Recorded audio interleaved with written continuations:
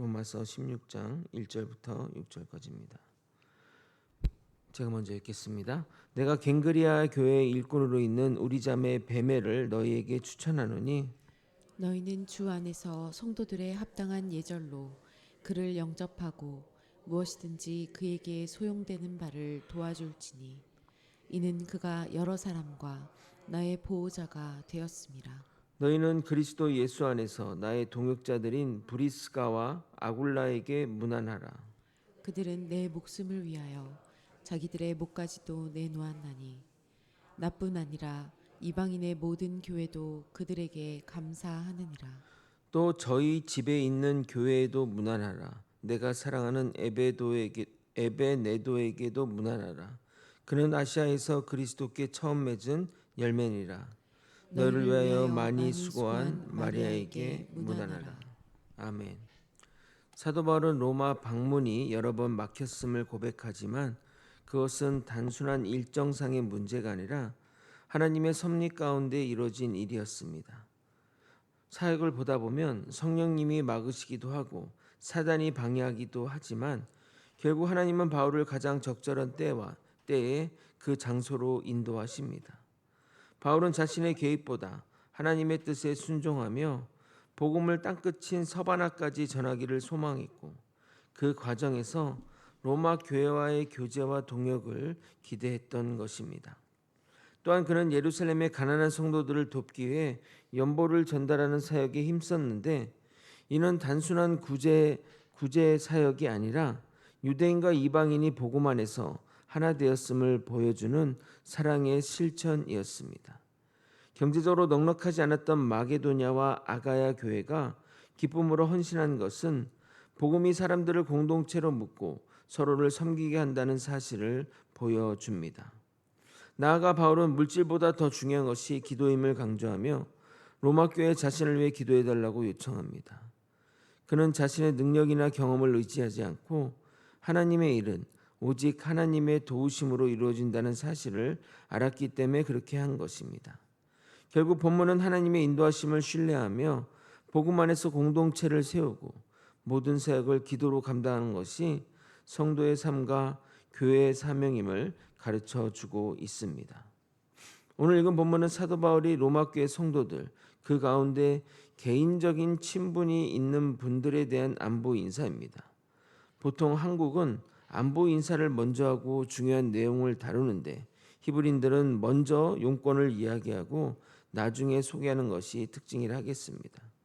소개된 사람들이 누구인지 설명드리고 사도 바울과의 관계를 살펴보도록 하겠습니다. 믿음 안에서의 동역의 관계가 얼마나 소중한 것인지 깨닫는 시간이 되길 예수 그리스도 이름으로 소원합니다. 사도 바울은 베베라는 한 여성을 소개하며 그녀를 로마 교회에 청거하며 글을 시작합니다.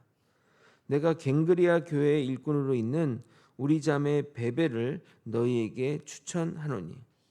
로마 사회는 기본적으로 가부장적 사회였습니다. 가정의 최고 권한은 가장에게 있었으며 여성은 일반적으로 아버지나 남편의 권위 아래에 있었습니다. 여성은 정치에 참여할 수도 없었고 투표권이나 공직 진출의 권리도 없었습니다. 당시 사회적 분위기를 고려하면 여성이 사역의 전면에 나선다는 것이 의외인데 추천하는 것은 더 낯선 것입니다. 그런데 사도 바울이 그녀를 추천하는 것을 보면 당시 초대 교회 분위기를 어림짐작할 수 있습니다. 보시다시피 초대교회는 여성들의 역할이 중요했으며 그녀들의 활약은 당시 다른 공동체들보다 훨씬 자유로웠음을 알 수 있습니다. 그런 이유로 기독교가 당시 사회에서 배척되는 요소가 되기도 했던 겁니다. 베베자매는 사도 바울이 쓴 로마서를 로마 교회에 전달한 것뿐만 아니라 로마 교회에 머물면서 그들을 지도할 사람으로 사도 바울이 추천한 것이니 얼마나 바울이 신뢰하는 사람인지 알 수 있습니다. 그도 그럴 것이 그녀는 사도 바울을 포함한 사역자들의 든든한 후원자이기도 합니다. 2절을 여러분이 한번 읽어보겠습니다. 시작. 너희는 주 안에서 성도들의 합당한 예절로 그를 영접하고 무엇이든지 그에게 소용되는 바를 도와줄지니 이는 그가 여러 사람과 나의 보호자가 되었음이라. 여기서 보호자가 되었다는 그 의미는 경제적으로 도움을 주었다는 의미입니다. 당시 여성들이 정치 참여나 사회적 참여는 불가했으나 경제적인 자유는 일정 부분 누렸다고 합니다. 장사나 이런 여러 가지 유산 같은 것들을 물려받아서 재산을 가지고 있었던 것 같습니다. 그래서 그녀는 든든한 후원자 역할을 했던 것이고, 그래서 바울을 비롯한 갱그리아에 있는 많은 그리스도인들에게 없어서는 안 될 존재였던 겁니다. 초대교회 때는 이런 여성들이 참 많았습니다. 예수님이 사역할 당시에는 막달라 마리아와 요한나, 수산나, 그 밖에 많은 여인들이 자신의 소유를 팔아 예수님과 제자들의 그런 활동들을 후원했고, 바울에게는 자주장사 루디라는 상인이 빌립보 사역을 책임지기도 했던 겁니다. 이러한 헌신 가운데 복음이 안정적으로 전파될 수 있었던 겁니다. 헌신 없이는 사역도 없는 것입니다. 3절부터 16절까지는 바울이 로마 교회 성도들에게 성도들의 이름을 일일이 거론하며 인사하는 장면입니다. 가장 먼저 언급된 일은 우리도 잘 아는 브리스가와 아굴라 부부입니다. 3절입니다. 너희는 그리스도 예수 안에서 나의 동역자들인 브리스가와 아굴라에게 문안하라. 그들 부부를 가장 먼저 언급하는 이유는 그들과의 친밀함을 나타내는 것이기도 하지만 그들의 권위를 세워주는 것입니다. 여러 가지 기록에 따르면 로마 교회의 실질적인 리더가 그들이라고 합니다. 그들 부부는 고린도 지역에서 처음 바울을 만나 천막 만드는 일로 시작하여 고린도와 에베소에서 함께 사역하였으며 사도 바울의 사역을 적극적으로 도왔습니다. 보통은 남성 이름이 먼저 언급되는 것이 일반이지만 아내 이름인 브리스가가 먼저 언급되는 이유는 그녀가 선교의 참여도와 헌신의 정도가 남달랐기 때문입니다.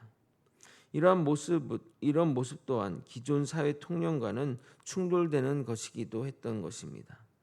그들 부부는 후에 아볼로라는 성경학자에게까지 그리스도에 관한 도를 가르칠 정도로 복음에 대한 깊은 이해도를 가진 부부라 하겠습니다. 보통 목회자 사이에서 이런 부부를 만나는 것이 사역의 가장 큰 은혜라고 말하는데 저에게는 그런 부부들이 참 많아서 감사할 따름입니다.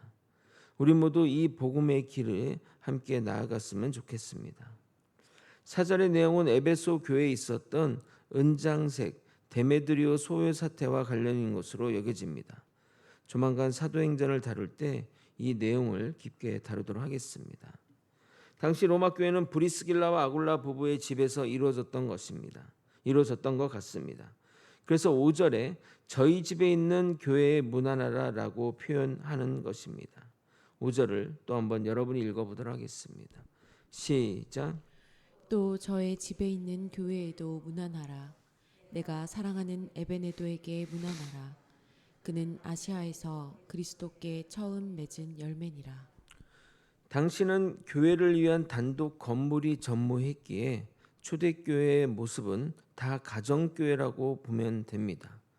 AD 3세기쯤부터 이런 단독 건물이 나오기 시작했다고 합니다. 그래서 일부 목회자 중에는 가정교회 사역이 진짜 성경적인 교회의 모습이라고 주장하기도 하는데, 교회 형태로 성경적인 교회를 결정한다면 형식이 내용을 결정한다고 말해도 틀리지 않을 것입니다. 그렇게 따지면 초대교회는 집단 생활을 했는데 우리도 집단 생활을 해야 하는 것일까요? 제가 비판하는 것이 아니라 가정교회가 참된 성경적 교회라는 말이 불편해서 하는 말입니다. 가정교회든 회중교회든 대형교회든 시골교회든 다 교회의 하나의 형태일 뿐입니다. 상황에 맞게 하면 되는 것이지 가정교회가 진짜 교회라고 멀쩡한 교회를 가정교회로 만들자고 주장하는 것은 이치에 맞지 않습니다. 모든 것이 처음 것이 소중하듯이 복음 사역의 첫 열배인 에베네도도 그런 존재를 하겠습니다. 그녀는 소아시아에서 그리스도교로 처음 개종한 사람으로서 바울의 각별한 사랑을 받은 자를 하겠습니다. 그녀가 지금 로마에 있는 것은 브리스길라 부부와 함께 동행한 것으로 추측됩니다. 처음 익은 열매라는 이 표현은 구약의 희생제사와 관련 있는 전문 용어로 그녀를 특별히 성별하여 구별했다는 의미를 내포하고 있습니다. 또한 여기서 아시아는 유럽, 아시아, 아프리카와 하는 그런 대륙의 아시아가 아니라 로마의 속령 중 하나인 아시아도를 말하는 것입니다. 위치는 터키의 서쪽 지역으로 그 도 안에 에베소라는 도시가 위치하고 있습니다. 이것도 나중에 자세히 다루도록 하겠습니다. 먼저 6절을 읽고 설명드리겠습니다. 너희를 위하여 많이 수고한 마리아에게 문안하라. 6절에 언급되는 마리아가 누구인지 다양한 해석이 존재합니다. 그러나 당시 마리아는 우리나라 철수와 영희처럼 너무나도 흔한 이름인지라 그녀가 누구인지는 정확하게 알 수가 없습니다. 그러나 여기 쓰인 수고한이라는 단어 에코피아세는 에코피아센의 어원적 의미를 보면 그녀가 보통 수고한 정도가 아님을 짐작할 수 있습니다. 노력과 수고로 인해 극도로 피로를 나타낼 때 쓰이는 말로 한국말로 비슷하게 해석하면 탈진한 또는 너무나도 헌신적인 이라는 의미로 해석될 것입니다. 오늘은 여기까지 살펴보겠습니다. 사랑하는 성도 여러분, 로마서 16장은 얼핏 보면 단순한 인사말처럼 보이나 자세히 들여다보면 복음의 역사가 어떻게 이루어졌는지 보여주는 귀한 장면입니다. 바울은 위대한 신학자였고 위대한 선교사였지만 결코 혼자 사역하지 않았습니다. 베베와 같은 후원자가 있었고 브리스길라와 아굴라 같은 동역자가 있었으며 에베네도와 마리아처럼 묵묵히 헌신하는 성도들이 있었습니다. 그들의 이름은 세상 역사책에는 기록되지 않았지만 하나님은 그들의 이름을 성경에 남겨두었습니다. 특별히 오늘 본문은 하나님 나라의 역사가 유명한 사람 몇몇에 의해 이루어지는 것이 아니라는 사실을 보여주고 있습니다. 사람들은 눈에 띄는 사역과 큰 업적만 기억하지만 하나님은 보이지 않는 곳에서 수고하는 사람들을 기억하고 계십니다. 교회를 위해 기도하는 사람, 묵묵히 봉사하는 사람, 물질로 섬기는 사람, 다음 세대를 위해 헌신하는 사람, 알아주지 않아도 자신의 자리를 지키는 사람들을 하나님은 결코 잊지 않으십니다. 무엇보다 우리는 이 본문을 통해 복음 공동체의 아름다움을 발견하게 됩니다. 남자와 여자, 유대인과 이방인, 부자와 가난한 자, 다양한 배경을 가진 사람들이 오직 예수 그리스도 안에서 한 가족이 되었습니다. 이것이 바로 교회입니다. 교회는 완벽한 사람들이 모이는 곳이 아니라 예수 그리스도의 은혜로 구원받은 사람들이 함께 하나님의 나라를 세워가는 공동체입니다. 그러므로 우리는 이름을 드러내기 위해 일하는 사람이 아니라 하나님께 충성하기 위해 일하는 사람이 되어야 합니다. 비록 사람들은 우리의 수고를 기억하지 못할지라도 하나님은 기억하십니다. 베베를 기억하셨고 브리스길라와 아굴라를 기억하셨으며 에베네도와 마리아를 기억하셨던 하나님께서 오늘 우리의 헌신과 노력을 기억하실 겁니다. 바라기는 우리 모두가 복음의 후원자요, 복음의 동역자요, 복음의 열매로 살아가기를 바랍니다. 그리고 훗날 하나님 앞에 섰을 때 잘하였도다, 착하고 충성된 종아라는 주님의 칭찬을 듣는 우리 모두가 되기를 예수 그리스도 이름으로 축원드립니다. 아멘. 기도하시겠습니다.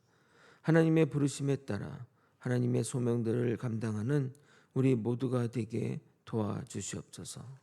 사람들이 알아보지 모를지라도, 사람들의 칭찬이 없을지라도 주어진 자리에서 묵묵히 그것을 감당하며 하나님을 바라보며 나아가는 우리 모두가 되게 인도하여 주시옵소서. 오직 주님만 아십니다.